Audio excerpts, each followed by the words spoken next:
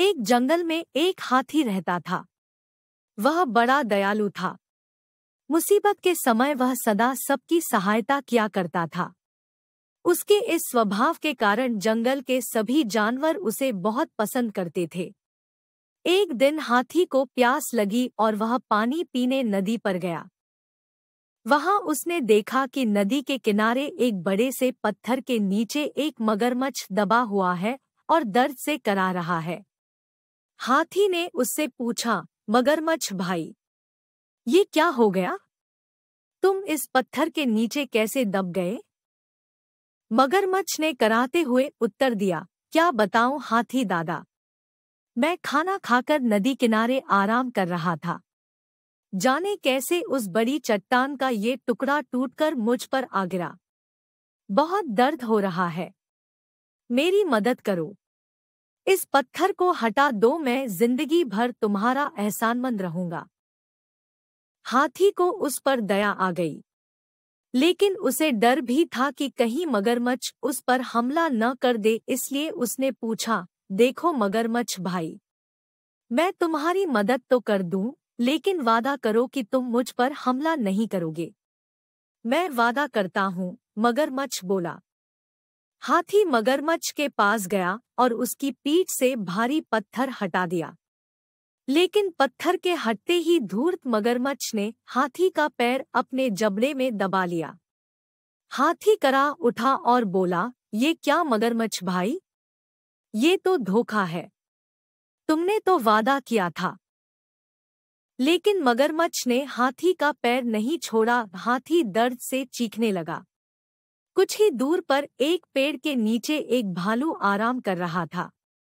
उसने हाथी की चीख सुनी तो नदी किनारे आया। हाथी को उस हालत में देख उसने पूछा, ये क्या हुआ हाथी भाई? इस धूर्त मगरमच्छ की मैंने सहायता की और इसने मुझ पर ही हमला कर दिया। मुझे बचाओ। हाथी ने कराहते हुए मगरमच्छ के पत्थर के नीचे दबे होने की सारी कहानी सुना दी। क्या कहा?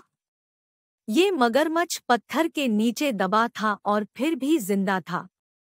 मैं नहीं मानता, भालू बोला। बिना देखे तो मैं नहीं मानने वाला। मुझे दिखाओ तो जरा कि ये मगरमच्छ कैसे उस पत्थर के नीचे दबा था और उसके बाद भी जिंदा था। हाथी भाई, जरा इस मगरमच्छ की पीठ पर वो पत्थर तो रख देना, फिर उसे हटाकर दिखाना। मगरमच्छ भी तैयार हो गया। वह हाथी का पैर छोड़कर नदी के किनारे चला गया। हाथी ने वह भारी पत्थर उसके ऊपर रख दिया।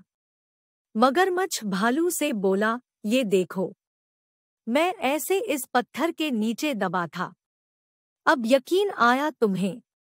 इसके बाद हाथी ने आकर पत्थर हटाया था। चलो हाथी, अब पत्थर हटा दो, मगरमच्छ बोला। नहीं हाथी भाई, ये मगरमच्छ मदद के काबिल नहीं है।